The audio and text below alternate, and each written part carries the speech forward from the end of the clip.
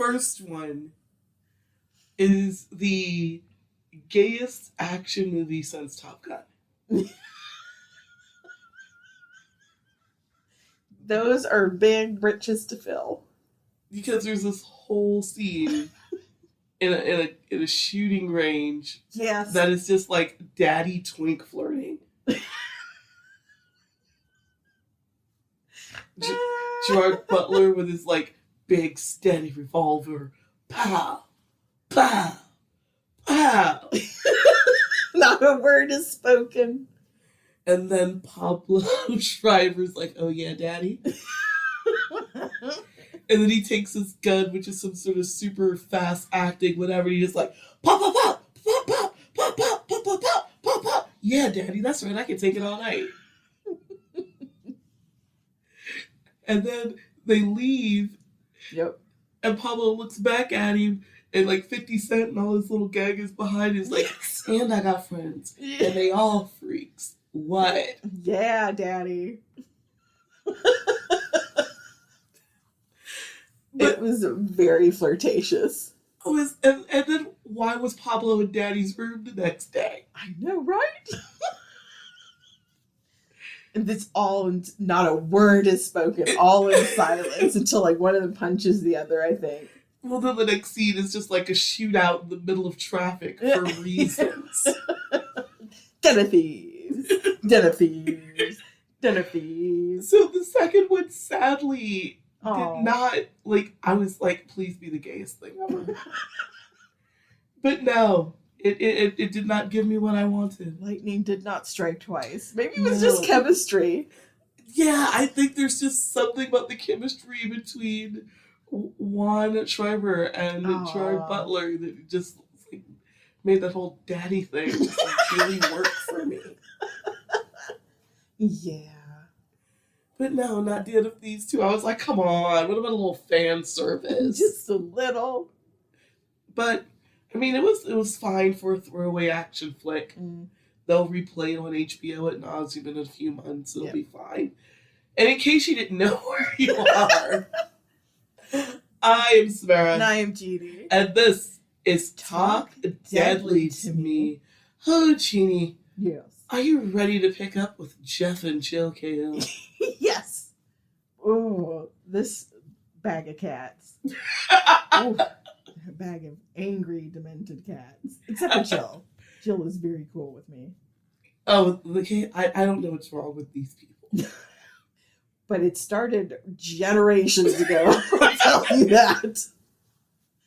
This is just like a whirlwind of destruction.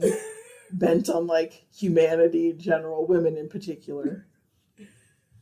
So, July 4th, 1996, Jill had arranged for family and friends to head over to her place for a family picnic. Hurrah! Yay, that sounds nice. All was going well, but in the middle of the picnic, the cops showed up to arrest Jeff. Oh, jeez, what? What did he do? Bounce checks. Ooh. Everywhere. Ooh. Bounce the checks everywhere. People walking down the street, Susan just don't care. So yeah, he really didn't charge anybody ever. Ever. Madness. Madness. Jill tried to get the kids in the house, but they got to see their father handcuffed. Oh, that's awful. Thrown into the back of a squad car on its way to debtor's prison. Ooh. Stop. Not debtor's prison.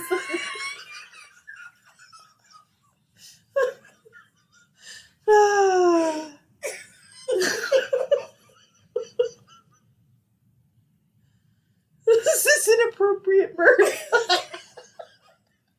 Especially because we know that's not a thing anymore. So. Right. Especially funny because of that. Jill would end up having to take money out of her business, borrow against her salary. Because remember, her business is doing well, but she's just this north of profitability and being able to pay herself a salary. Yeah. So she's borrowing against herself so that she could go out and get money orders to pay for the checks that he's bouncing all over town. Oh, God. Poor woman. Yes. Mm. So needless to say, Jeff and Jill's marriage is quietly falling apart. Yeah. That'll straighten it. That'll straighten it right to hell. But Jill tried to keep all of her marriage woes away from her family. Mm. Jill firmly believed that her life with Jeff could be better if she could just get him away from his family. Uh-huh. Ooh, I think the crazy's burrowed in too hard. Yeah, yes. I see where she's coming from, but I am skeptical. But she's like, if I could get him away from his mama, if I could just get him away from Patty. Yes, step one. Everything would be fine. Aww. Jill was begging Jeff to move. She was like, she'd go anywhere. Anywhere. Oh my God. Europe, Africa, Australia, where the fuck you want to go. Anywhere. The world is a big place. Yes, it is. And she would like to go to all of it. If it will get you away from your mother. Mm. All I ask is for you to leave your family the fuck alone, get a full-time job with benefits, please. Yes. Ideally. Because, look, your business ain't doing nothing. Mm-hmm. You don't want to take money from people. No. It's still very strange. And It's unaccountable. I have no answers for why. It's just, I know. It's just on the face of it insane. So she's like, we can't both be entrepreneurs here.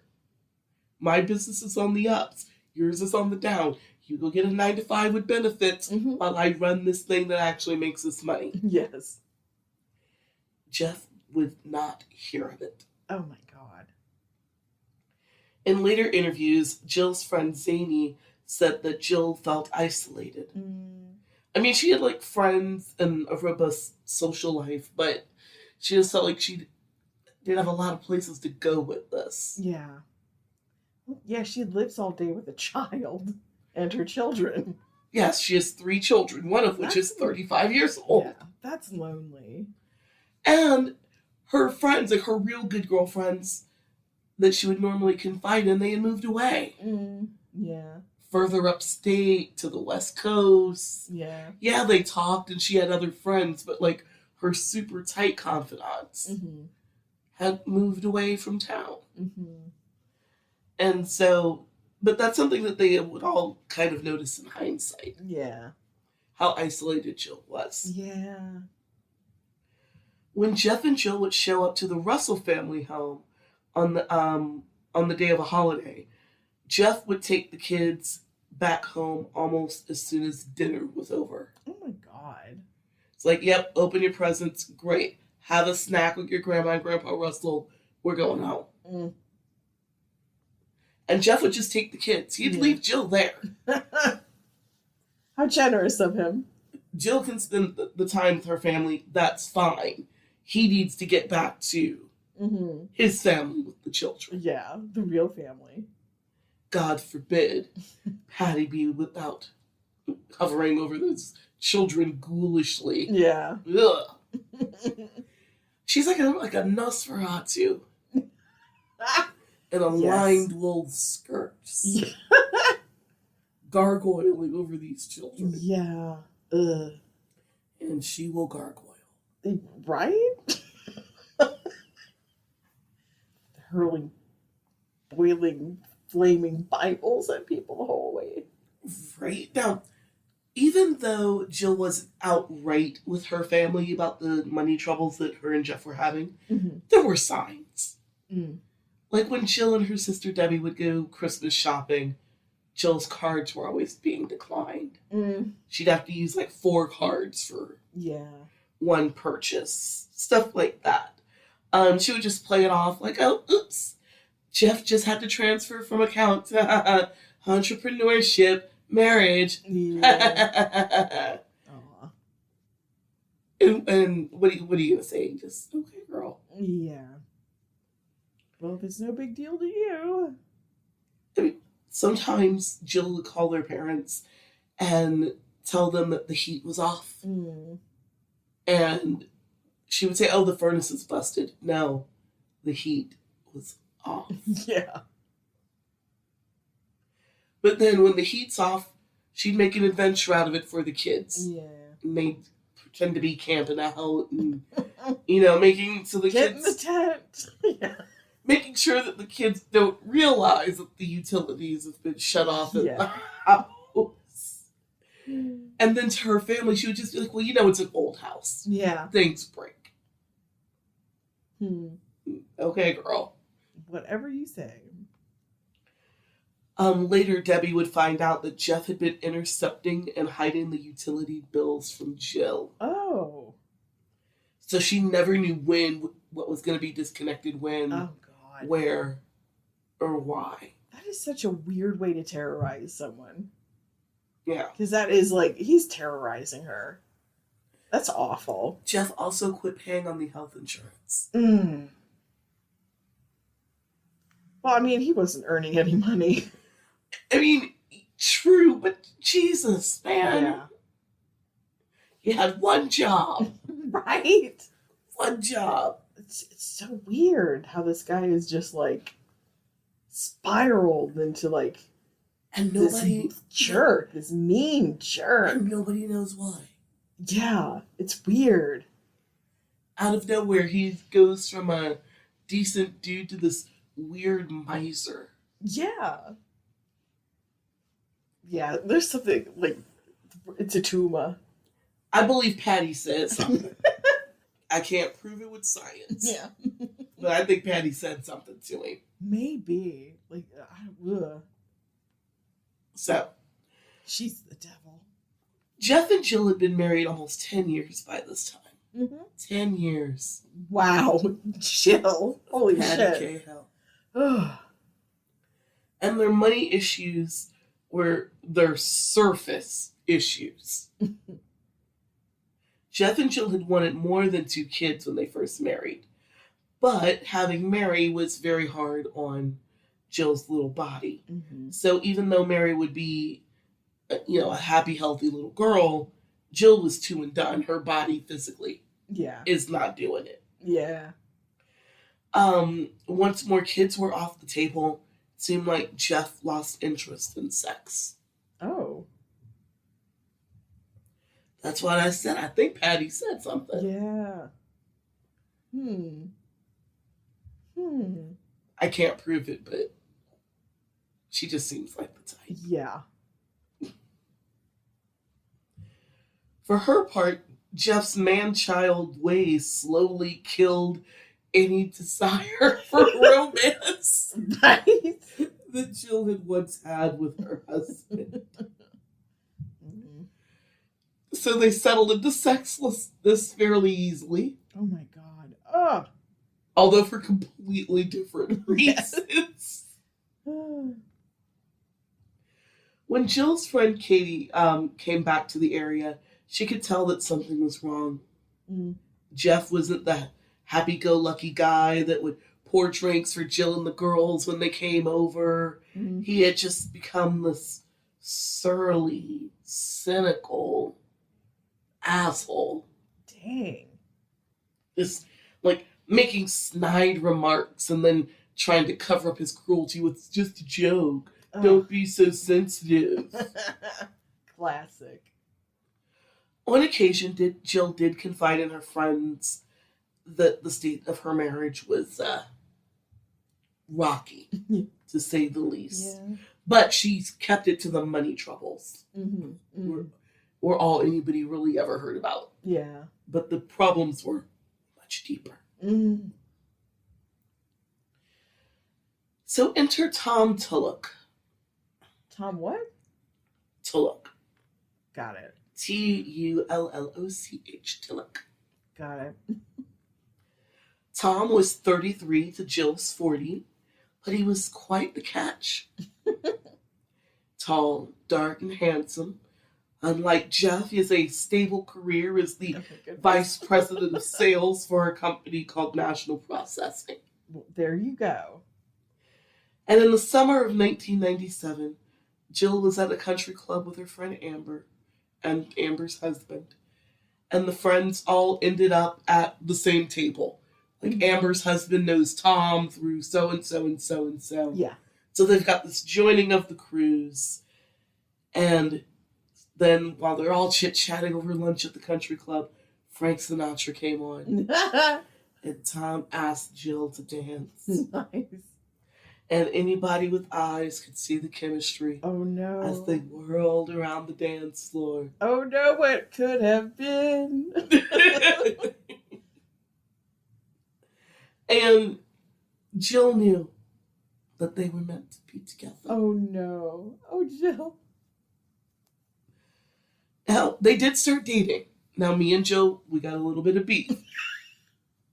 Yes. I understand Tom is hotter and more mentally and financially stable than Jeff. Right? And that you would like to leave. Yes. I completely understand and support that. But let's close the Jeff door. Yes. Before we open the Tom door. Yes. Like, clean break. Yes. But at the same time, I understand how you got here. Amen. Yeah. Carpe diem, lady. I mean, I guess, what did Whitney say? It's not right, but it's okay. Mm-hmm. Because, I mean, the alternative is Jeff. Ugh. So, from the moment Jill and Tom started dating, because they became a couple soon after, Wow. Jill had told Tom from jump, I'm a married woman, you are my side piece, but I am also very unhappy. And I have children with this man that makes me very unhappy, and his crazy family, and there is no happiness in my life. There is no joy. Oh, yeah. But I can't leave my children with these crazy people. No. Oh, my God. So I'm figuring it out. Yeah. But you are my side piece. Yes. Well, good of her to be upfront about that. And, like, they dated, but it wasn't like they jumped into it, like, straight away. Mm-hmm. First, they were phone buddies. Mm-hmm. And then what turned into, like, friendly conversation and confidants and besties turns into I love yous and yada, yada, yada, yada, yada, yada, yada. There. Once Tom had a $500 phone bill. Oh, my God. Back in the day. Yes. Jill, the calls eventually got so expensive that Tom set up a 1-800 line. Wow. Because he got it like that. Go Tom. Baller. It is the early 90s. Baller. Yes. I set up a 1-800 number so my girlfriend and I can have a fixed rate on our long distance relationship. Yes. We are keeping it alive on the phone. It is a commitment. It shows you care. It does. To make it easier to call each other. Yeah. So, and also keep his phone bill under control. Right. $500. Jesus Christ. One phone call. Man. Within 3 months of their meeting, Tom and Jill were definitely having a full-blown emotional affair. Mm-hmm. They hadn't thraka just yet. Oh, but they want to. Hell yeah. And Tom was living in North Carolina at the time. Mm-hmm. So that kind of kept the thraka, you know. That'll do it. And when Tom was in town, they would meet up at their friends Amber and John's house. They were the mutual friends that they met through anyway. And so their time together was mostly like within their larger friend group. Yes. Stealing glances. Yeah. Rubbing hands up against one another. During... This is almost like Victorian. I'm expecting them to like exchange cards. Little notes. This is very sweet. This is a courtship. Well, that's all they could do. Because they're trying to, you know, like they didn't want their mutual friends to be complicit. Yes. But at the same time, their mutual friends are complicit. Yes. Like, everybody sees the hand touching and the rubbing feet under the table. And everybody sees that Yes. shit. When Jim and Tom finally did have sex, Jill was sick. Sick that she was cheating on her husband. Sick from the hangover because they were partying pretty hard the night before. Had to have. Sick that he had fallen in love with another man, and sick to death that she might get caught. Yes. Sick. Not so sick that she didn't go get back and get that dick done. Carpe diem. She went back and got that thing.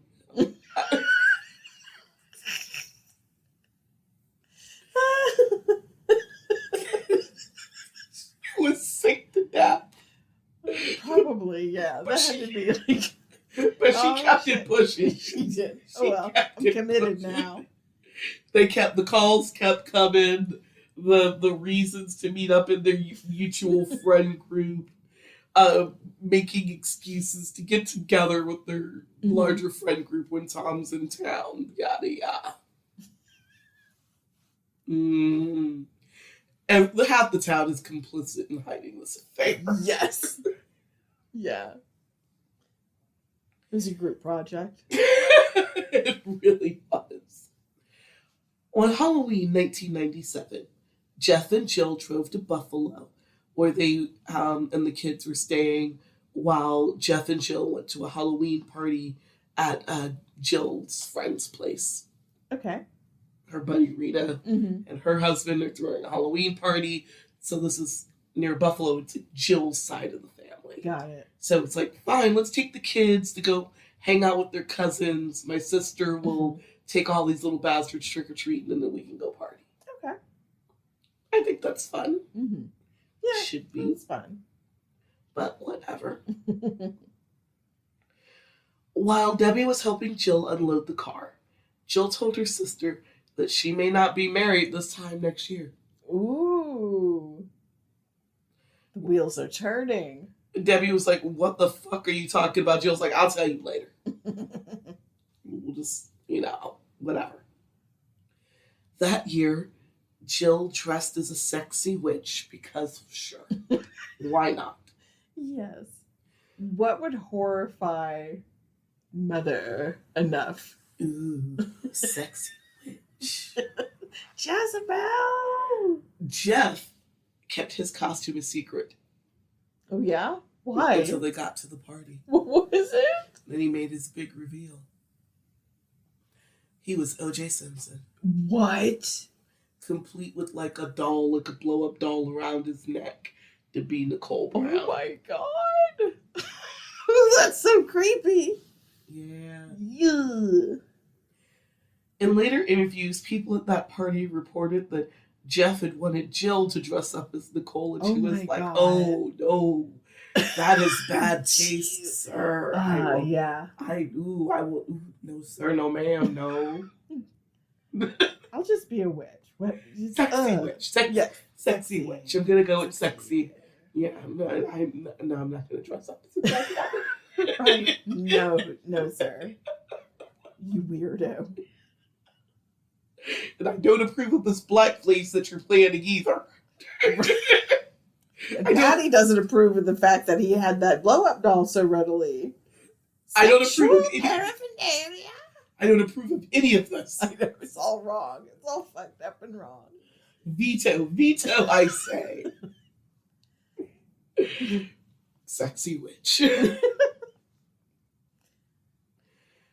Yeah, after the party, Jill got back to her sister's house, and Jeff wanted to go bar hopping with friends.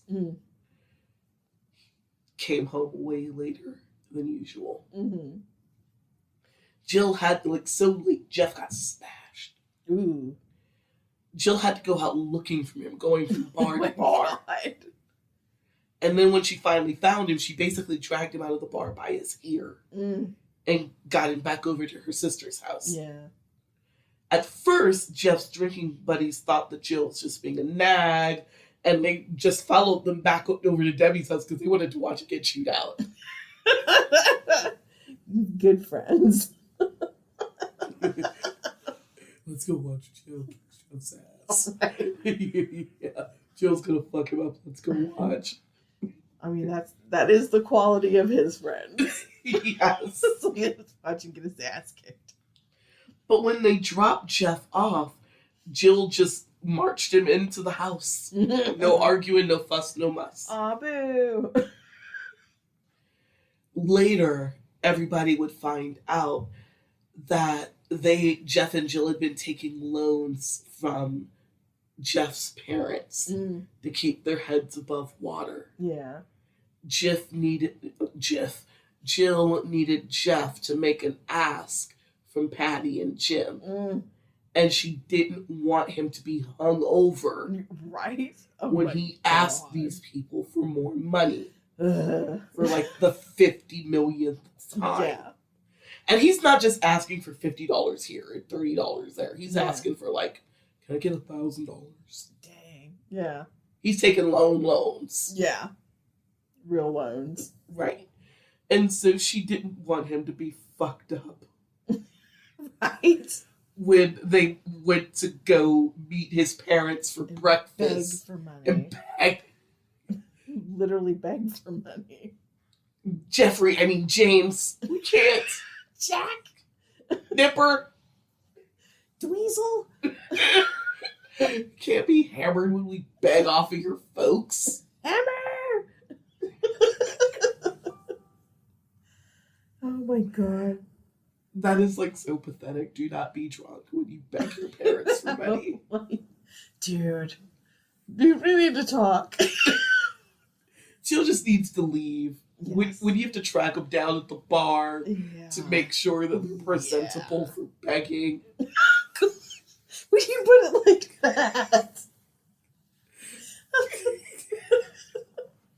Yikes. I mean, that's what happened. Yeah. She had to make him presentable for begging. It's time to rethink your life choices. Towards the end of 1997, Jill spent less and less time at home when the kids weren't in school, and more time with her business partner, Michelle. And of course, Tom, if he was in town. Yes. According to Michelle, Jill wanted out of the marriage, but she wasn't sure if getting a divorce was the right thing for her and the children. Yes, a resounding yes is the answer to that. Yes, that is the best thing for you. Yeah. It is the best thing for the children. Trust and believe they know that you're miserable. Yeah. They know that their father is miserable. Yeah. They live in the house. Maybe if one of y'all left, somebody might find some happiness in this bitch. Yeah. Maybe even everybody. So the answer is a resounding yes, leave him. But whatever. What she did know was that she wanted to be stable enough to be able to take her kids on a trip to Disney without having to worry if the utilities were going to be cut off. Yeah. Jeff is still bouncing checks all over town. Their fuel supplier had cut them off unless they could pay cash. Ooh, cash? Yeah. Wow. Remember, they got like one of those little farmhouses and it Yeah. has its own utility line. So they actually have to go purchase their... like oil or whatever. Yeah, they have to go purchase their winter fuel. Yeah. This is upstate New York. It's going to get cold. Yeah. Hell yeah. And the fuel guy saying, nah, bruh. Cash only. Yeah. Yeah, your checks are no good here. Your money is practically no good here. Just about. Jeff had always been more of a social drinker, but now he was coming home with a 12-pack every night and getting blitzed. Oh, dear. Since he didn't have any money, Jeff's car insurance and registration were suspended because he didn't pay any of the fees that were due. That led to his license being suspended as well. Dude. He's just falling apart at the seams. It's so weird. And I don't know why. What in the world did she say to him? I do believe it's Patty's fault, though. I don't know. Or, like, the only other thing I can think of is, like, a brain tumor or, like, an injury. Like, this man got hit in the head. And he never told anyone about it. Because he got hit so fucking hard he forgot. It is the only thing that explains Jeff A. And Jeff B. Jeff B for bitch. Right? It's I'm so discombobulated by it. I'm blaming so Patty. Weird. Yeah. I'm still blaming Patty. Yeah. It's all, I don't know how it's her fault, but it was her fault. I know. She's so involved in his life. Just, Michelle actually suggested to Jill a few times, just call the cops and tip them off about the suspended license. Hey. Maybe that'll get Jeff locked up long enough for you to get the fuck out of this. Right? Even if they locked him up for 5 days, that's 5 days that you can get yourself and the kids out of this. Exactly. Go to your parents' house. Exactly. You've got a place to go. Figure something out from a different home base. That's actually a really brilliant plan. Jill couldn't bring herself to do it. Oh, Jill. Jill was afraid of Jeff, but she was loyal to him and firmly believed that as long as the children were around, he would never hurt her. Because he loves his kids too much to do me harm. I know. In January 1998, Jill found a family therapist. No. Jeff refused to go. Of course. So Jill took Michelle with her for support. Fuck it. Business partners, therapy partners. Yes. Come listen to all my bullshit in a confidential manner. Yes. Jill's first words to the therapist was, "My marriage is over. I just want help to get me and my children out of it." Oh. Don't talk to me. Just tell me how to make this go away. We have to do this. Forget my parents. Forget my past lives. Whatever. Just, how do I make this marriage stop? Yes. I don't want to talk about anything else. How do I get my children out of this? By the time Jill told her sister Debbie about Tom, Jill was head over heels in love now. Oh. Jill tried to use Debbie as an excuse to cover the affair, telling her big sister to tell Jeff, "I'm out with girlfriends," if he calls. Yes. Jill had admitted her affair with Tom to her sister and a few close friends, and she felt secure that she would cover her tracks and Jeff didn't know. Yeah. She's relying on like a third of this town to cover for her. If there's 2,000 people in this town, I'd be shocked. And she is relying on like half the town. Be on my side. You know what I'm going through. You've met this guy. He snuck into your house and fixed the lock he just broke. You tried a couple to light bulbs, hands you a invoice for nothing. Like Rumpelstiltskin. What's happening? This guy is so weird. I mean, he was harmless and weird, and now he's just so menacing and weird. Right? What is happening?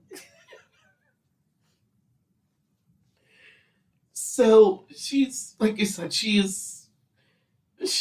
I don't know where she's getting these blinders from that half the town is going to cover for her. Yeah. Yeah.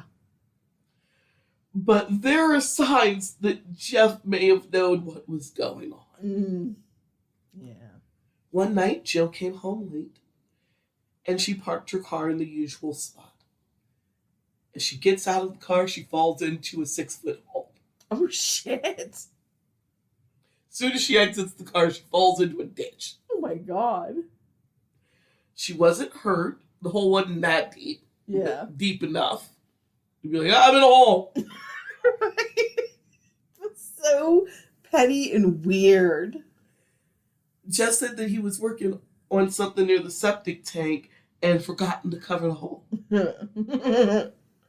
I firmly believe right where you park, honey. I firmly believe he was trying to kill her. Yeah. She'd break something that he'd be able to like brain her and cover her up or some shit. Yeah. But no luck. You need to dig a hole, I guess, a little deeper than 5 feet to trap a person. Like, I don't even know what to say to that. No, right? Dig a hole right next to her car. It's the weirdest Wile E. Coyote, like, kind of tactic. I don't know. It's so weird. Another time, Jill and Michelle were driving in a caravan to go get some plants for their business. And while they were driving, Michelle saw that Jill's tire was about to come off. Oh my God. No one was hurt, thank Christ. But it was clear somebody had tampered with Jill's truck. Yeah. The lug nuts were loose and the wheel was going to fly off. When Jill discusses the problems in her marriage, she likes to focus on the financial troubles and not these 2 times that Jeff has tried to murder her. No, it's just coincidences. By this time, the utilities are getting cut off every month. Yeah. And maybe a different one every month, but something will get shut off every month. And Jill is getting threatening voicemails from people Jeff owed money to. Some of them were even threatening their kids. Oh my God. Ooh, who'd he borrow from? Don't know. Damn. But like a town this small, I know where you live. Right? You know? Yeah. You don't threaten someone's kids. All of this had Jill beside herself. Jeff does not care. He's now escalated into forging Jill's signature on checks so that he can cash them. Oh my God. Run, Jill, run. Just run. Jeff would mail out the checks or the bills, make it look like he's doing the responsible thing. Then he'd turn around and call the bank and put stop pays on all the checks. He would rather owe the bank $10 than let the payment go through. That's insane to me. It makes no damn sense. Then Jeff started getting weird. Oh my God. I'm not ready for this. Okay, I'm ready. He started writing celebrities and asking for autographs. Yeah?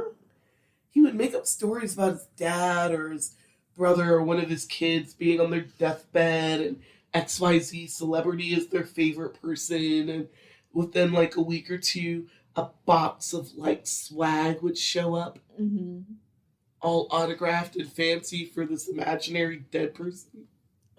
Weird. It just... Would he sell it? No. That would make a little sense. No, he just had it. Weird. What the hell? If he tried to sell it or anything like that, it is not documented. He just had it. Strange. This is such strange behavior. Weird. And people, Jill blew it off, but other people are like, why is he such a sneaky, weird liar? Yeah, right. A sneaky, weird liar. Yeah. I mean, like, why do you gotta, like, make up a story about dead children or something to get autographed stuff? Like, why? Why is everything gotta be all Make-A-Wish? No. You con? First, just to have stuff. Yeah. Just to have. Yeah. For what? Like a mug? A picture? A frisbee? Stuff. I mean, what kind of yeah. Whatever kind of swag. These aren't heirlooms. Yeah. Whatever like swag you send for those types of things. Jill reported to friends that she found Jeff's pants stained with semen. And when she asked him about, they ain't fucking. I know, but. Well, like, if she ain't fucking him, he ain't fucking her. Why? Sir. Yeah. This is still a marriage. Right. Only Jill can go out and get some on the side. But, she's trying to hide it. Jeff's just like leaving it there in her face. And when she asked Jeff about it, he said, I have my needs. Oh, God. Haughty. Mm-hmm. Haughty. How dare you question me? The Lord of the Manor? I don't collect money for bills. Yeah. Peasants pay bills. Right. When Jeff's truck was finally impounded behind him, not paying for the registration and stuff, Jill found out that Jeff would be either at the library or having lunch with his mother when he was supposed to be at work. He's not even seeing clients. Oh my God. And he doesn't take money from like the 4 clients he does have left. It's so... Also, he can go have lunch with Patty. Lunch with mother. I know, right? Most important. I cannot wrap my head around how did you get bent this way? Patty said something. I don't know what, but she said something. Evil spell. He's been possessed. Desperate, Jill started asking her friends to circulate Jeff's resume. She was willing to do anything and move anywhere as long as Jeff could help her support the family and escape the influence of the Cahill family. I have got to get away from these people. Find him a job. Yes. Somebody.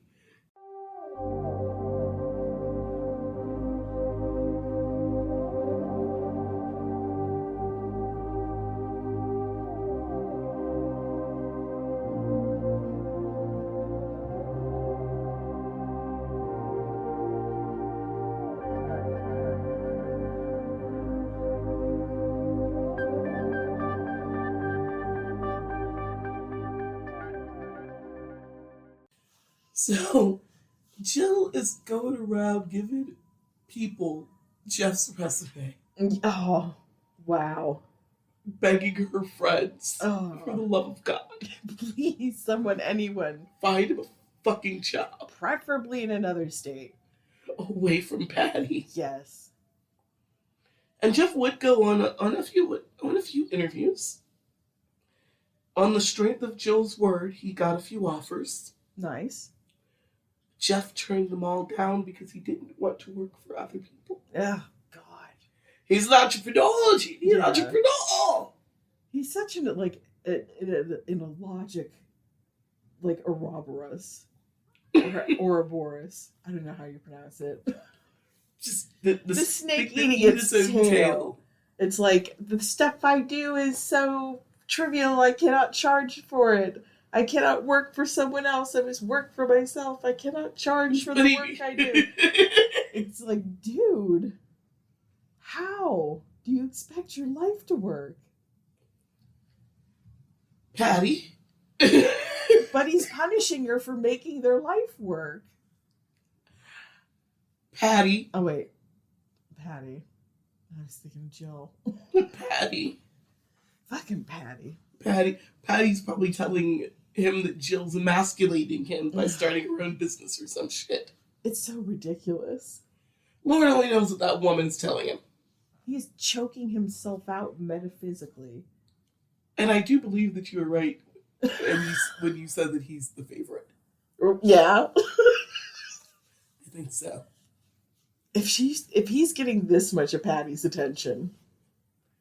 So then Jeff calls Debbie, that's Jill's sister, to tell her that he's worried about Jill's mental health, saying that she's suicidal. Oh, Jesus. Freaked out, Debbie called Jill, and while Jill was sad, she was nowhere near suicidal. Yeah, she has so much to live for. She's got Tom and the kids. Yeah. In hindsight, Debbie would use this as another example of Jeff being kind of like a con man. Yeah. Another time, Jill told Debbie that she was puttering around the house and found a box of makeup and condoms in the kitchen. Ew. Weird. Makeup and condoms. When she asked Jeff about it, he said the makeup is for job interviews. And I'm holding the condoms for my brother. Thank you, good day. Thank you and good day. What? Good day. I said good day. Good God. No. I have questions. That's the only Makeup answer. is for job interviews. Wow. I'm holding the condoms for his brother. Ew. All of these men are in their 30s. If they can't go get their own condoms, there's a problem. Lord. That must have been the one with the Playboy. He's just too scarred to even have it in his home. All these for you, man. And Gary, Jeff, whatever his name is. Weasel. Nipper. Soda Pop. In a weird way, those are more respectable names. I know, they kind of are. Who knew that Pony Boy would sound respectable one day? Right? I hand it to them. When Jill's family could finally wrap their heads around how bad Jill's marriage was, they encouraged Jill to leave. Tom and the rest of Jill's close friends were also telling her to leave. This guy is wackaloons. To help Jill get the divorce going, Tom loaned Jill $100 to hire an attorney. Nice. To ensure that Jeff didn't know where the money came from, Tom made out the check to Michelle, who then cashed the check and then gave the $100 to Jill. Lord. Subterfuge. Told you half the town is complicit in trying to hide this affair. Team Jill. Jill hired a divorce lawyer and started the formal separation proceedings in February of 1998. Formal separation. Yes. It's the road to divorce. Road to divorce course. Patty screaming internally. Oh God, right? Jeff was served with the formal separation papers, but he refused to hire his own lawyer. As their separation started, Tom reported that Jill was anxious that Jeff wouldn't be blamed for their breakup. And she didn't want to give Jeff a hard time or see him be blamed for the breakup and be a failure. Like, she wants him to take his fair share of responsibility. Yeah, of course. But she doesn't want people to blame him at the same time. That's very big of her. That's very big of her. She's trying to have them both because she wants it. What she wants above all else is a friendly divorce. Yeah, that makes sense. Which I think that's why she's in that space of well, it was both of us. Let's both take some accountability for the problems that we have. Exactly. But I'm also not going to go out of my way to bitch at you in public. Yeah. Kind of thing. Very simple. She's trying. 2 days after Jill filed for separation, Jeff was arrested for shoplifting. Oh my God. Ask me what he stole. What did he steal? Steak, shrimp, and lobsters. Oh my God. That's like a caricature. During the arrest, the cops found that Jeff's insurance had lapsed and his car was impounded yet again. Yet again? Remember, it was impounded before with the suspended license and registration, and he got it out, and now it's impounded again for the lapsed insurance. Oh my God. You bum. Jill found out about this incident when she was looking for some unrelated paperwork and found the court papers. Oh my God. Jill didn't even know about the shit when it happened. Oh my God. I thought it was in the shop. He out here boosting shrimps and lobsters. Oh my God. I don't know why I'm just imagining him like trying to put a live lobster down his pants or something like that. Because it's weird and gross, and so is he. But just shoplifting shrimps, lobsters, and steaks, huh? I know. It's like, how slick do you think you are? Especially since in my head the lobster was alive. I don't know why I think it's a live lobster. Because it seems like the type. Because it's like, that's like what gave him away was going into the lobster tank. Oh, right. Maybe he could snitch some shrimp They're frozen. And some steaks. But going for that lobster is what caught, like, people's attention. Like, hey, Excuse me. Your pants are wiggling, sir. And you're not even wearing a glove. What is happening? Or he's, like, leaving the store with it, like, held out in front of him. Yeah, because it is, like, struggling and wriggling so much more than he anticipated, but he refuses to give up on the caper because he's a freaking idiot. Yes. And I say that because I've been that idiot. When I was in college, really, really drunk, and we were by a fish market in Orange County, and there were these lobsters and these crabs, and I felt bad for them. Yeah. And I bought one each, one lobster and one crab, wanting to free them. All right, Snow White. The lobster, he kind of just let me. He was easy. He was easy. I got the little rubber bands off of him. Yeah. Plopped him into water, and it was fine. Mm-hmm. Crab was a little ornery.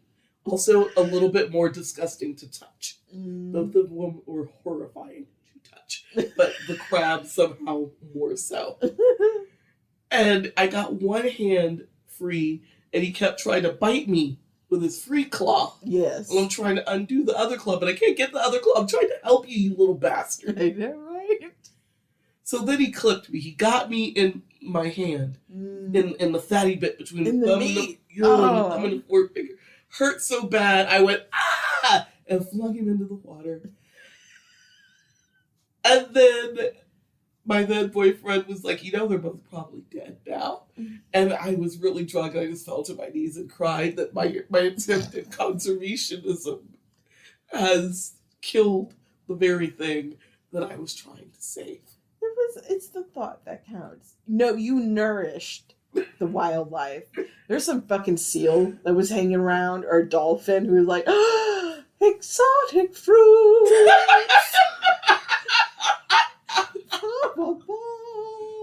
Yes. I've diversified some animals' diet. Exactly, that was delicious. And then I sat at the edge of the pier and I just cried. That crab and lobster had a much more honorable death than they were destined for. They were going to be eaten by some valley person. 22-year-old me is just out there trying to save the seafood. Exactly. You saved them from a bath with way too much butter. Just drink the butter already. Just drink the butter. Right? Now, in his defense, because he did put on a defense, Jeff tried to blame his theft of a steak, a lobster, and some shrimps. Yes. On Jill. Of course. He is merely the puppet, and she the puppet master who made him do this. Telling the court, quote, "This incident is unquestionably the most embarrassing and humiliating thing to ever happen to me." No, it's not. Not by a long shot. Patty's child. While sitting at Wegmans and waiting for Officer Cornell to come, my thoughts centered around the disbelief that I had put myself in this position and that the events of the previous weeks had now calmly accumulated in this event. Oh my God.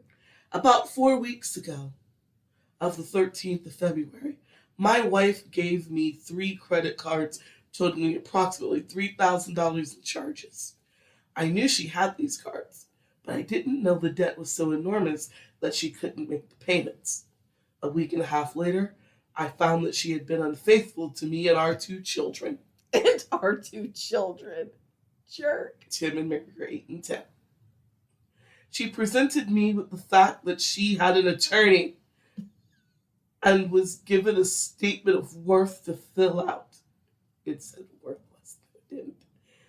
The dazed and despaired state that I was in came from the crumbling of my marriage, the impending disruption of my children's lives, and the financial pressure that was now becoming overpowering with this added lousy debt. Ugh.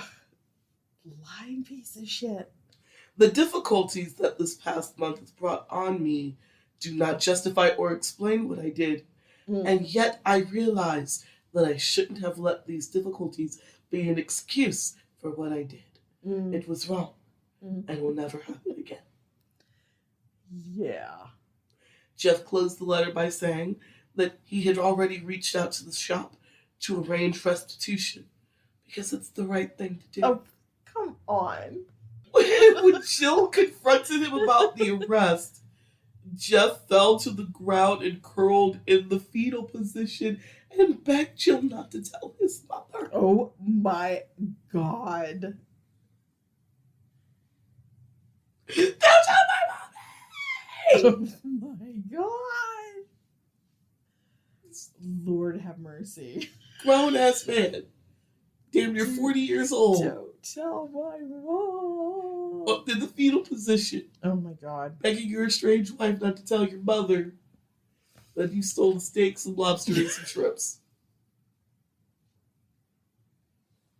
Jill made copies of the court paperwork and just left him there. Like, this Smart is move. weird. Smart move. And then she kept her paperwork at Michelle's house for safekeeping.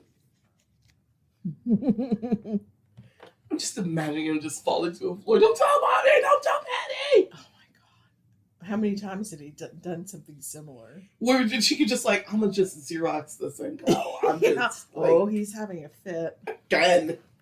Again, this fit. This will be done in like a couple hours. By March of 1998, Tom had left North Carolina and moved back to 18 miles outside of Syracuse. Oh my God. It is love. Tom and Jill were excited to be closer to each other, but they were even more careful not to flaunt their relationship. Sometimes Jill and Tom would see each other running errands and just smile because it was nice to see each other. Oh my God. Jill took an aerobics class with Tom's sister and would sometimes give his sister notes to pass along. Oh my God, there's the notes. I knew they were coming. When Jim and Tom, they're just like a child. Here, Susie, give this to your brother. This is such a Harlequin romance. Having to flirt from afar. The old-fashioned way. With chaperones. Slipping notes to each other. No. Catching glances at the market. She pulls out a fan. Doing the intricate fan talk. I will see you later tonight, Romeo. Right? When Jill and Tom did get together, Jill's friend Katie provided the couple cover. Jill would have breakfast or lunch with Katie before meeting Tom, so that when she said that she was out with Katie, it wasn't a complete and total lie. Just a small one. Jill would put on a brave face in front of Tom and her friends, but Jill was worried that Jeff was becoming more and more obsessed with her, and leaving is not going to be easy. No. Not with that freakazoid. And through all of this, Jill's business, Flower Fairies, is booming and blooming. Yay. She even landed a landscaping contract for a local McDonald's. Nice. That's really cool. In later interviews, Tom would speculate that Jeff was jealous of Jill's success. Oh, hell yes. Here's Jeff, this Ivy League, he's Ivy League educated guy. Yeah, he is. Used to be a stockbroker who threw it all away to be a jack of all trades handyman. Yeah. And here is his wife, who barely graduated college, had no real direction in her life before they got married. It's kind of flighty in the best way possible. Yes, definitely. And now she's got a business, but it's successful, and successful enough that she can leave? Yeah. What the fuck? And she's moving on? Right? Fuck! Yeah. That's Tom's reading of the situation. Fair. I believe him. Yes. It tracks.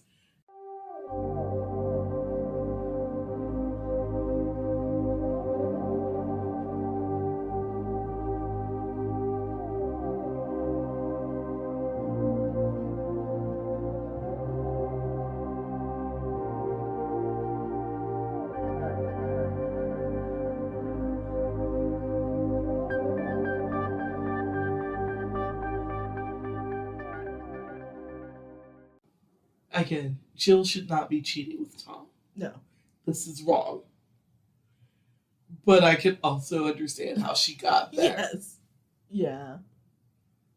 I mean, a decade with Jeff. You figure after a decade together, the first 5 years were good, and the last 5 is this weird shit. Yeah.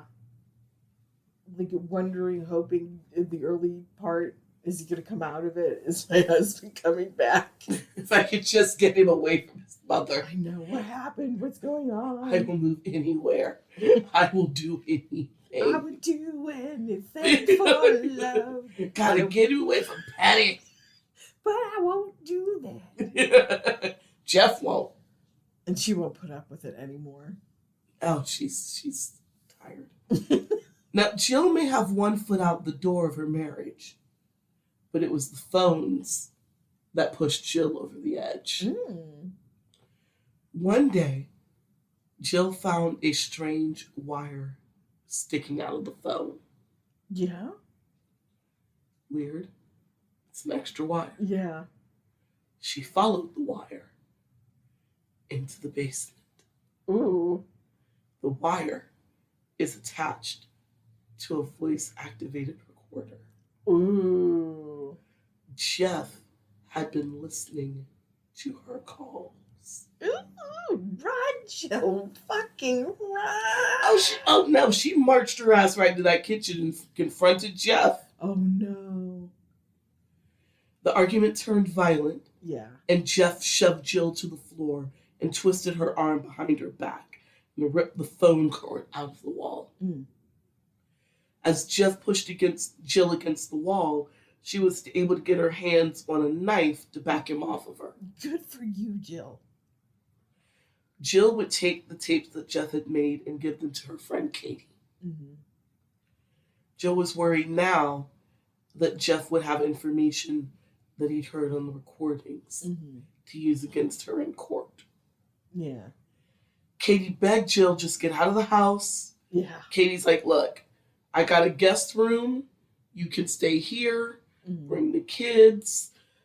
If you don't want to be in my house, you just take the kids, go back to Buffalo. Yeah. It's a good 3-hour drive. Yeah. Go be with your... No, just go. Jill insisted, though, that Jeff would never hurt her as long as the children were around. Loves his kid too much. Yeah. Would never do anything around those kids. Yeah. By this time, Jeff's family had given up any illusions that they liked Jill and just treated her shabbily. Yeah. The Cahills even excluded Jill from daily church when she brought the kids over. Yeah. The kids are going to daily mass with Patty and company. And then they just like, cool children, Jill. At that church. Yeah. It's not very Christ-like, Patty. Right? Like, come on. If she ever met Christ, she would beat the shit out of him. She sits at the right hand of the Lord, Jeannie.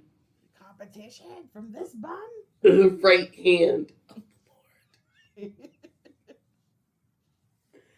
When the Cahills went out, they would invite Jeff and the kids, but never Jill. But honestly, Jill, it was a blessing in disguise. I don't know why Jill let this shit hurt her feelings. Oh.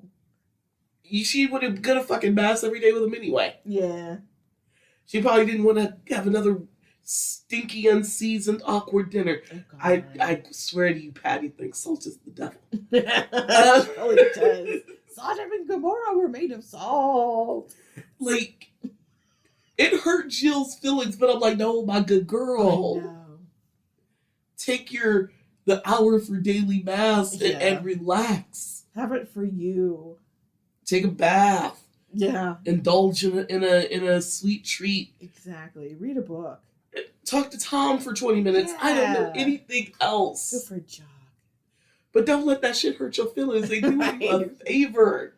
Don't give them that. But whatever. Her feelings are hurt. A few days after their big fight, Jill was on her way to Michelle's house only to see Jeff following her. Jill pulled into Michelle's neighbor's driveway, and Jeff pulled in behind her, and the couple started arguing. Seeing the neighbor peek out of the window, Jeff finally drove off. Jill went into Michelle's house and told Michelle just lock the doors and the windows so Jeff can't get in. Ooh. After this incident, Michelle's husband said, I love you, Jill, but you can't come back. This is too much. Oh, yeah. I can see what he means. I mean, their hearts did bleed for Jill. But that is terrifying. But her husband decided that helping Jill was no longer worth whatever greater risk their family may be. Because Jeff is getting more violent and weirder and more confrontational. This is a place where nobody locks their windows and doors, and Michelle's family has just probably installed the first fucking security camera in the whole neighborhood. Yes. You know? Yeah. That's how scared they are of him. Yeah. They need to get further away. But where else is there to go 18 miles outside of Syracuse? Go to Buffalo. Get the fuck out. Go to Syracuse. It's only 18 miles. Yeah, exactly. A DV shelter. Something. Yeah. Anything. By April 1998, Jeff and Jill had hammered out their separation agreement and signed the papers. They had agreed to 50-50 custody of the kids, and the kids would live with Jill 1 week and Jeff the next. Birthdays and holidays would be equally split, and Jeff had to pay $400 in child support. Jill did not get any alimony, and she let Jeff keep the house on the condition that he pay off the balance of their mortgage, which was $86,000. Jill was given a reasonable amount of time to move out, and over the next 5 years, she would raid their garden of her former home to get trees and shit that she had planted. And they would promise not to harass each other. Yay. That is end of the episode. Yay! They lived happily ever after. Actually, the separation agreement laid bare just how dire the Cahill's finances has become. Jeff's business, Common Structures, only made $37,000 in 1997. Jill's business was making more money, but she wasn't too much better off financially after she paid business expenses, household bills, student loans, the credit cards Jeff had run up. Trust and believe that $3,000 credit card balance was all Jeffrey. Yeah. James. Oh, for sure. James. Yeah, James. It was all James. Yes. Since we're going to call him by the mama's given name. Yeah. It was all him. Jill had bought home. By the time everything was said and done, she brought home $300 in 1997. Oh my God. Everything that wasn't reinvested into the business is cleaning up Jeff's financial messes. What a bum. For his part, Jeff would be leaving the marriage with another $10,000 in credit card debt. Jeff owed $17,000 to his brother Mark, $12,000 to his father Jim. And on the surface, it was starting to look like Jeff and Jill's divorce was amicable. But tensions are building. Broke and in debt, Jill would need help moving out of the family home. Yeah. She brought in $300 in 1 year. Yeah. She's still better off than Jeff. It's just slower going. I know, right? I mean, like, Jill, there's a light at the end of the tunnel. Yes. For her in the money absolutely. department. Because the business is thriving. Yeah. And it's not unusual for a new business to take time to become profitable. Yeah. So there is light at the end of the tunnel for her. Once she's done paying off Jeffrey's debt. Yeah. Tom told Jill not to worry about money and that he would help her with the deposits and rent for her new place. Lies. Actually, no, he will help her. Really? Yeah. Okay. Tom is a good Tom. Tom, not Jeff. Jeff ain't giving no him fucking shit. way. That is a lie. Jeff ain't giving Jill nothing but Jack and shit. Right? And Jack left Tom. Okay, this makes much more sense. Tom was willing to help with deposits and rent. Tom got a job. Yeah. Tom is somebody. Jeff just tinkers. Yeah. I would say he tinkers for a living, but he don't even make a living tinkering. He just tinkers. For the love of tinkering. Yep. Ever the self-reliant person, though, Jill turned down Tom's offer of help, though she was still desperately unhappy about the notion of still having to share a home with Jeff. She hates this idea. Yeah. But I think she's kind of like, I'm already cheating on him. Yeah. Let me not rub salt in the wound by taking your money. Yeah. Yeah. And getting out quick like that. It's gonna suck, but let me do you a tiny favor. Like a couple months. I can thug it out. It sucks though. Yes. So Jill decided to make their living situation more bearable. She spent as much time as possible out of the house. Good for her. Good plan. Kept busy with work, friends, and when the kids were out, she had plenty of a social life of her own. Yeah.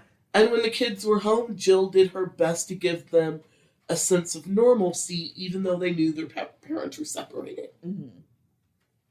All the while, Jill believed that Jeff would never hurt her as long as the children are there. Yeah. For his part, Jeff keeps being weird. What's new? He started working out in the basement of the family home. Oh, God. Which wouldn't be weird for anyone other than Jeff, who had never really shown any interest in fitness outside of, like casual softball games with the guys. He's moderately athletic, but But he's never lifted weights. Not a pumping iron kind of guy. Right.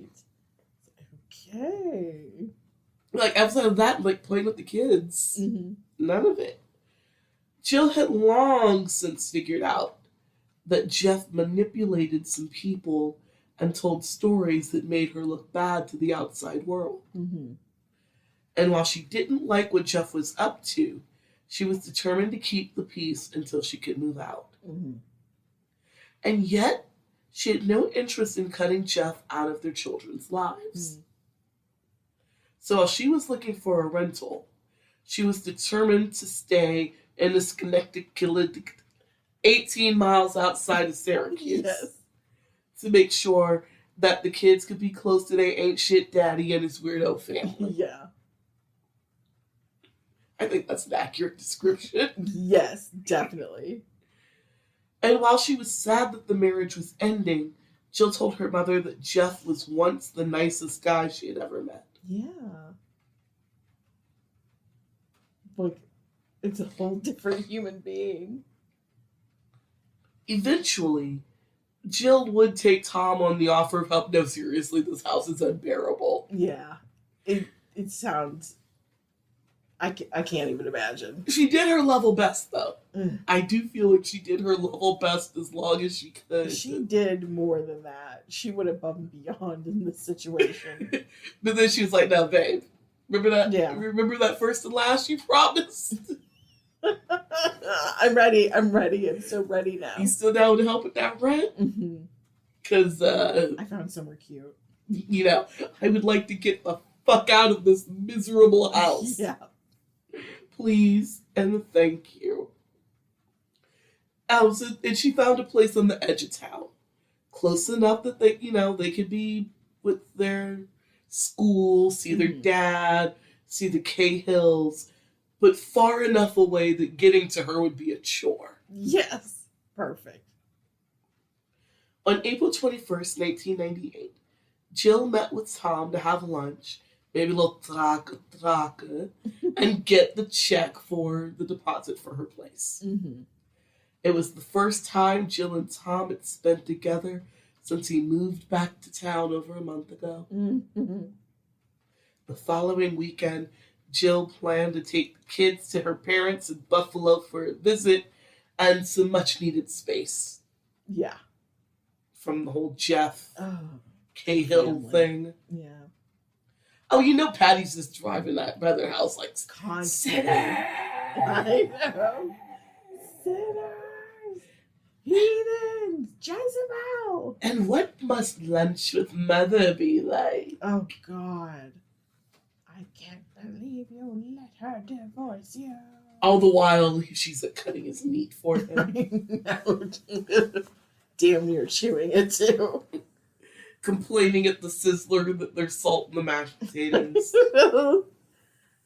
I feel that Patty would like Sizzler's godly enough. It is, but still, she gets to like disapprove of people and gluttony. Yes. So she likes to suffer. Like, remember? She gets the all-you-can-eat salad bar, but only gets one tray. Yeah. And then just glares at people going for seconds. Right.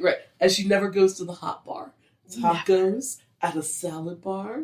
No. I don't care if they are many. She gets just like a cup of lettuce with like cottage cheese. And a tomato. Yeah, exactly. And if she's feeling particularly self-righteous, she might let herself have one of the ice creams as a treat. Yes. But never the Neapolitan. No. Only the vanilla. Yes. And even then, that feels too indulgent. Right. And she prays that the good Lord take her sweet tooth from her. Yeah. Save me, Lord, save me. So when Jill got to Debbie's house in Buffalo, she was driving a black Jeep that was on loan from Jeff's brother, Mark. Mm-hmm. In spite of her relationship with Jeff, Mark had always been friendly with Jill, and so it wasn't totally shocking that he would do her a solid and let her borrow his more reliable Jeep for the 6-hour drive to Buffalo. Nice. Okay, Mark being normal. He'll fuck it up eventually. I know, but He's a he had a kid. moment. But he had a moment of, like, humanity. Patty gets to them all. Doesn't she just? Yeah, because she had a Ford Taurus that Jeff had been using since his truck had been impounded. So, yeah. At Debbie's house, Jill convinced her family that everything was fine. Papers are signed. She is moving on. The kids are good. Jeff is handling everything just fine. Mm-hmm. There was nothing left to worry about once she moved in her new place in the next week or so. Jill had even gone to counseling. Jill tried to get Patty to talk Jeff into seeking help for himself because she does care. She cares about Jeff still. Yeah. She just can't be married to him anymore. Yeah, makes sense. Like, if he would have even made a pretext at caring or trying. Yeah. If he would have given her the smallest of olive branches. Yeah, the least bit of hope. She would have stayed and she would have gotten Tom out of her system. Mm-hmm. Like, she would have been like, sorry, I'm working on my marriage. Yeah. But it was fun. And then she would just recommit herself to Jeff. Yeah, I can see that. But, no. He won't. And so, like, if he's not going to try, why should she? Exactly. Can't do it by yourself. So Jill tried to get Patty to talk Jeff into seeking help, but Patty said that all that Jeff needs is to say his prayers and go to church. Oh, God. Time with the Blessed Mother is all he needs. Oh, my God. She is just so unbalanced. Woo! She is just cuckoo for the Christy Puffs. Cuckoo for Christy Puffs. She is. All Jeff needs is the church. Oh, man. And he'll be fine, you sinner. Jezebel, Protestant whore. Prayer is miraculous. Jeff may have refused therapy, but he did reach out to a friend named Dr. Allen around 7:30 a.m. on April 18th. Okay. Jeff said he needed to speak to Dr. Allen about a medical problem, even though Dr. Allen wasn't Jeff's normal doctor. Dr. Allen said, "That's fine, come into the office." Dr. Allen didn't see people on Saturdays, but there are other doctors in his practice, and he would just let them know, as a favor, can you schedule, just push this guy in. Jeff said that he didn't want to come into the office, so Dr. Allen agreed to do a house call for Jeff. Wow. He's a family friend. He is not Jeff's friend specifically. Yeah. He's a family friend. But still. House calls. I know. Fancy. I'm going to go out on a limb and say that Dr. Allen is Catholic. He knows him from the parish, yes. Like, I feel that, like, yeah, if one of his evangelical patients needed a house call. Probably not happening. He would well, push... he doesn't play backgammon with their parents. Right. Exactly. So, that's what that is. So, when Dr. Allen came over, Jeff told him that he was having a hard time sleeping and explained all of the pressure that he was under because of the divorce. Mm-hmm.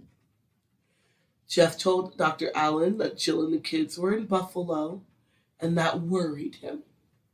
Mm-hmm. Jeff also told Dr. Allen that he knew Jill had been having an affair for at least 2 months.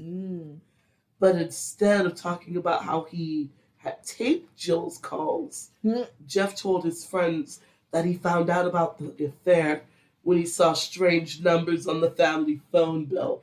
Ha! For that to happen, you'd actually have to open them, Mr. My Phone's disconnected every month. You've never seen the inside of a bill. Never. Mr. My Utilities are constantly cut off. Yeah. Found on a family phone bill, my ass.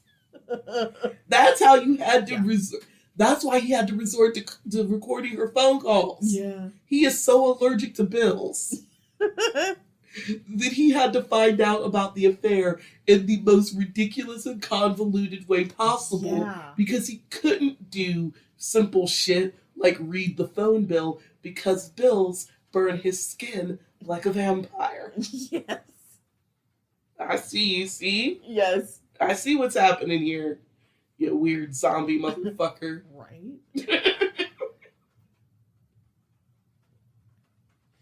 Jeff continued to lay out the entire pattern of behavior, but no one witnessed but Jeff.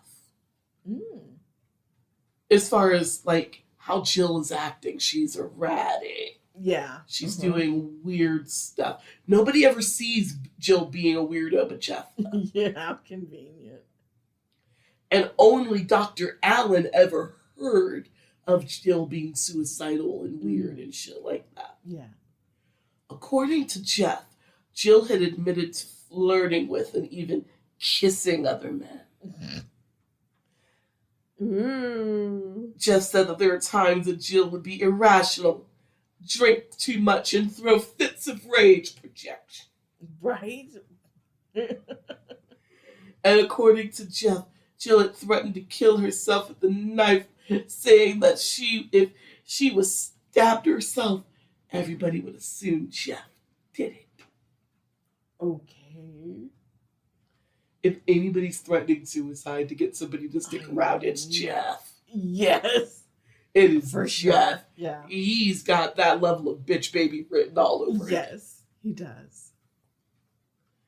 And while Jeff is making up stories for Dr. Allen, Jill is blissfully in Buffalo. Yay. Surrounded by friends and family. The trip took a bit of a turn when Jill got a call from her friend Amber. According to Amber, her brother-in-law had run into Jeff's brother Mark. I think that one's Nipper. Anyway. Yes. Just out and about. And Mark then told Amber's brother-in-law that Jill is having an affair.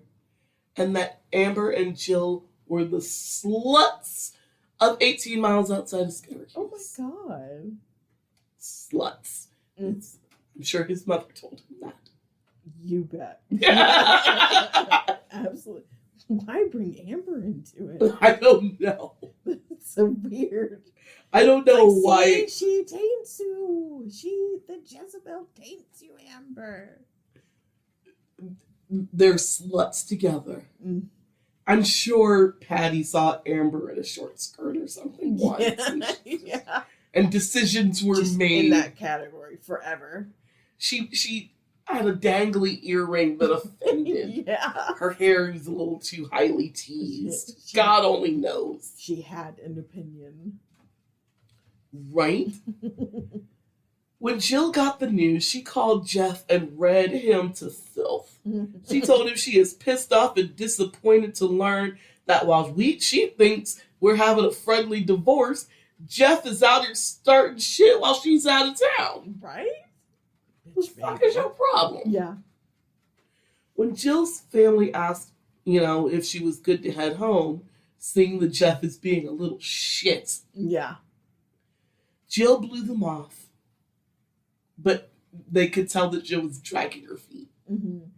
Normally, when Jill leaves, she leaves it's like a 6-hour drive, so she leaves at like noon 1 because she doesn't like the night driving. Yeah. This time it's almost 4:00 when she's leaving Buffalo. Guaranteeing that she's going to be driving at night. Yeah. So they're like, she's trying to make us think that everything is fine. But she really does not want to go back to that house.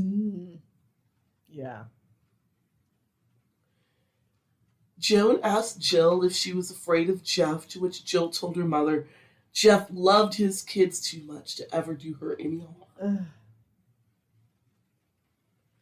Jill got into her Jeep and yelled out at her sister Debbie, "If Jeff kills me, you get all my stuff. Love you. Bye." Yikes. Even for gallows humor. Ooh, lady. You are exhausted, aren't you? Poor thing. Aww. Before Jill took off, her dad, Bill, hugged his little girl tight and said that he would protect her. Aww. As Jill drove off, Bill could not stop thinking of that Halloween party where Jeff dressed up like O.J. Simpson. Right? Ugh. Jeff had told people at the party, everybody thinks that this blow-up doll is Nicole. It's Jill. Ew. Yeah. He's That costume is such bad taste on so many different levels. Ugh, he's so gross. Yeah, and that story got back to her father. Ugh. Oh my god, how chilling. Yeah, and nobody wanted her to go. No kidding. But she is a grown woman and they can't lock her in. True.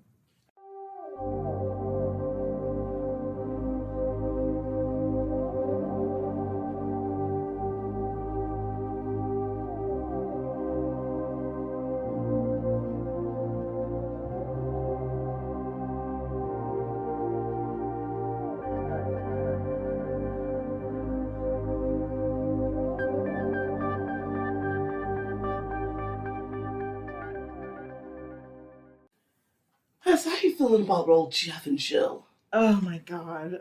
Just dread. Just awful creeping dread. Like, change your name, change your hair. Oh my god. But his brothers are in the CIA. I don't know. It's like It's like, what to do? I know. Just get out. Stay out. Don't go near him. Right? So Jill and the kids get home on Monday evening of April 20th. When she got home, Jill called her sister Debbie and her parents to let them know that she'd made it home safely. Good. On April 21st, around 5:30 a.m., the local police got a call of a domestic incident at the Cahill home. In the original call, the cops were told that both parties were hurt and that a knife and a baseball bat were involved. Oh my god. When the cops pulled up, Jeff's older brother, Kevin, one of the twins, was standing on the porch waving the cops down. Behind him, Jeff was sitting on the porch wearing a pair of shorts and bleeding from a very shallow cut on his arms. Yeah. He also had cuts on his chest and his hands, but they all look pretty superficial. Yeah. When the cops got out of the car, Kevin told the cops that Jill was in the kitchen. When he walked into the house, the cops were not prepared for what they saw. Mm. The entire house was covered in blood. Ew. Jill was lying on the floor, kind of in between the mudroom and the kitchen. Yeah. Still wearing her pink pajamas, Mm.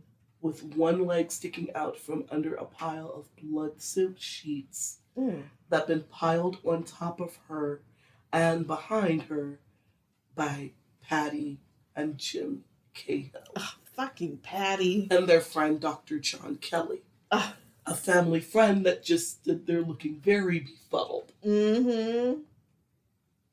There was a 3-foot pool of blood around Jill's head. Mm.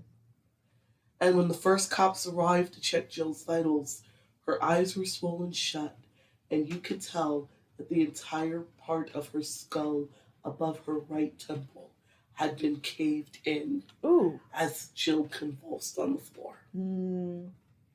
So Jill is alive, but barely.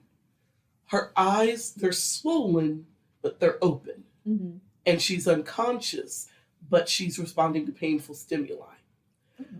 The cops that got the remaining Cahill family and Dr. Kelly the fuck up out the house. Yes. Get out, you psychos. Yeah. And asked if anybody had tried to help Jill. Mm-hmm. Dr. Kelly nodded his head yes, but other than that, he was fucking useless. The cops pulled out his radio and called for an ambulance and a rescue crew to Jeff and Jill's. Within 1 minute, the Syracuse Area Voluntary Emergency Services, aka SAVES, nice, was on the scene. That's how unincorporated of a village this is. Yeah. They have a volunteer emergency services department. Wow. Cutely named SAVES. That is cute. The medical teams worked on Jill. The cops asked Jeff what happened. Jeff said that he had clobbered Jill in self-defense after she had attacked him with a knife. Right. Sure. According to Jeff, the argument started upstairs, and when the fighting continued downstairs, Jill attacked Jeff with the knife. Mm-hmm. He had grabbed a baseball bat to defend himself. And when the cops asked Jeff if there was anyone else hurt, Jeff said, nope, the kids were in the rooms unharmed. Mm-hmm. Yeah. Nobody's disturbed. Well, everybody's disturbed. Yes. The cops found Tim and Mary huddled together in their parents' room, terrified, psychologically damaged, but otherwise they're fine. Yeah. It's now just past 6 a.m. And the crime scene people are starting to show up. Mm. There was blood everywhere. On the kitchen ceiling, blood on the underside of the countertops. Mm. There was a bucket in the sink that was covered in blood and had a bloody wash rag inside. It looked like somebody had tried to clean up. Yeah. Yeah. There was a mess in the mudroom. Yeah. And the mudroom, I had to look this up, is a room off the side of the house that's specific for like taking off your muddy clothes. Yeah. It's usually off the side of a back door or something like that. Yep. I had to look that up. I had never heard of a mudroom. Really? No. Oh. It would just be the back door, the side porch. Yeah. Sun porch is different. Yeah. But You've never heard it called mudroom. No, what the fuck's That's a so mudroom? funny. Either way, it's covered in blood. Yes. It's a very bloody mudroom. It's a mudroom. Blood room. Right. And there's a lot of blood heading towards the backyard. Mm. When the cops talked to Patty Cahill, she first told them that Jeff had called her and her husband Jim, and while Patty didn't answer the phone, she overheard Jim talking to Jeff, and they were talking about a bat, a knife, and that situation was serious. Yep. After the call, Patty and Kevin went to Jeff and Jill's house. Patty admitted that when she went into the house with Kevin, she was armed with a bottle of holy water. Oh, for heaven's sake. How sanctimonious can you be to travel with holy water? You never know when you have to exorcise the demons. Live true. Oh my God. Live Catholic.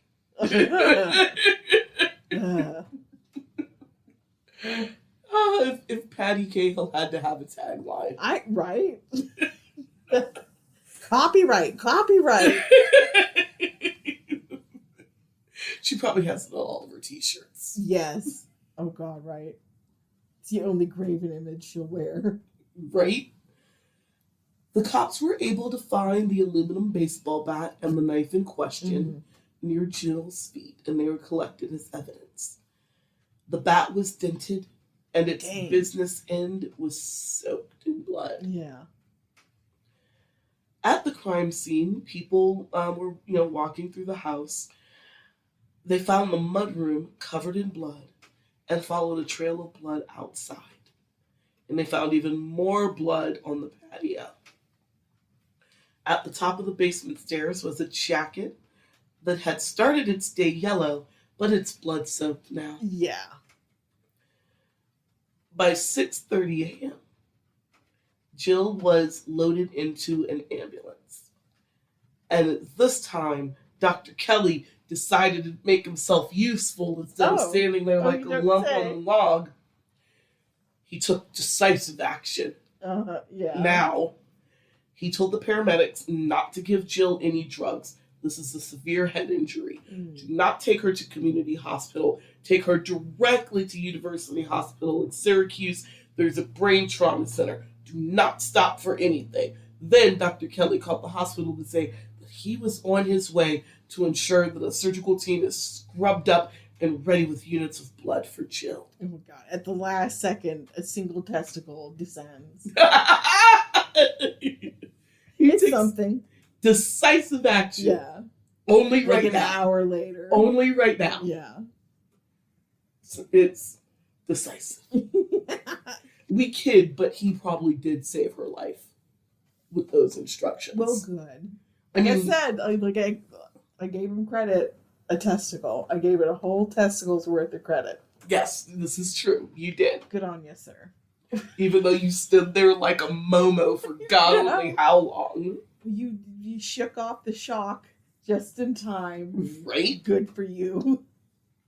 Once Jill was off to the hospital, the cops talked to Tim and Mary about what they saw or heard that night. Tim said that he heard his parents fighting around midnight, which contradicted Jeff's statement that the attack happened less than an hour before. Mary said she woke up and she looked at her clock and it was 2:30 a.m. But neither of the kids went downstairs to see what happened. Yeah. Fair. As Jill was going to the hospital, it is decided that Tim and Mary will go with the elder Cahills for the time being. As the cops took the kids out of the house, the deputies stood in the doorway of the kitchen and the mudroom, kind of with their jackets open, trying to shield the kids from the sight of their mother's blood all over this room. Yeah, that would be terrifying. But the cops were struck that the kids weren't even curious. Wow. Like, all people. It would be difficult for a child not to go, what's that? Yeah. Yeah. And these kids are very much not curious about what's going on over there. That is weird. Which makes me wonder if the kids knew. And that they saw what happened. Maybe looking over the side of a banister or something. That they saw what happened or heard what happened. Yeah. And just because they knew it was bad, they just knew better than to look. Yeah. Which, the cops are reading something a little sinister. Yeah, how could you not? But it's true, but it also doesn't have to be. Yeah. It could be as much as they know how it goes down in their house. Yeah, and that is sinister. Yeah. And they just know better. Yeah. Don't look over there. I lost my place for a second. There we go. With Jill and the kids out of the house, the cops went in to get Jeff's entire story. Mm-hmm. According to Jeff, he and Jill were in bed. They still slept in the same bed, even though they were separated. Essentially, their house is so small, there's no place else to sleep. Yeah. So there we go. And when Jill woke up from stone sleep, and she just started attacking Jeff out of nowhere. Mm-hmm. Yeah! Sure. May the power of Christ compel you. May the power of Christ compel you. It is no. It is his branch of the loony tree that sits on the edge of beds and waits for people to wake up. He doesn't get surprised by Jill. That is a Patty move. Projection. Exactly. Projection. It's his mother that shows up in the wee hours of the morning and in the middle of the night to pray at you for no good goddamn reason. The fight continued all the way downstairs and into the kitchen, where Jill grabbed a knife and started slashing at Jeff. Oh, if only. Jeff held out his now bandaged arms as proof that he'd been attacked.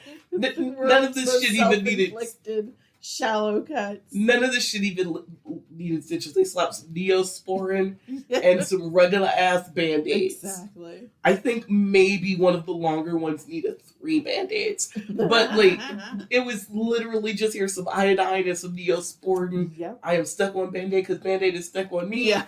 Keep it pushing. Yeah, he barely pierced the epidermis. Yeah. So, there you go. You gotta put a little more Neosporin later if it gets itchy. I don't know what to tell you. The fight spills into the mudroom, and then when Jeff picked up the bat, he just started hitting Jill. To defend himself, because she'd already cut him. Yes. Pat, during his talk, Patty held Jeff's hand. Oh my God. My poor thing. What you had to go through. And then she told the cops, Jill had attacked Jeff with a knife about 3 weeks previous. Oh, yeah? What hallucination is this? Patty claimed that Jill had threatened to kill herself, and she had the documentation to prove it. Oh my God. This is some, next level gaslighting. It is now 6:15 a.m. Oh my God.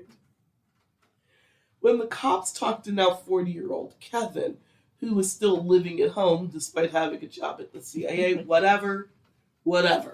I know. This whole family's fucking weird. He's not married. Well, remember, the other one, Tim, is still pissed off that Mary got to be the first girl. It wasn't fair. I know. For reasons I don't know what's not fair about her being... Why is this a competition? What? So it's not fair that she was born, she was a preemie? Yeah. That if she had only been able to carry the term, I would have won? Yeah, I know, right? This whole family is fucking... I know this is about Jeff and Jill, but, Jeff comes from a truly fucked place. Yeah.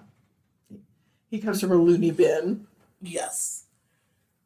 Kevin said that he heard his father answer the phone, and he could tell by Jim's kind of the conversation that he was talking to Jeff.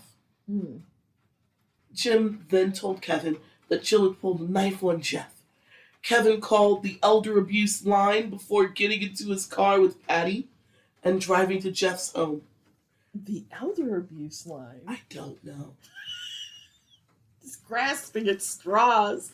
Who have we not dragged into our drama? They're almost 40. That's elderly, right? I guess.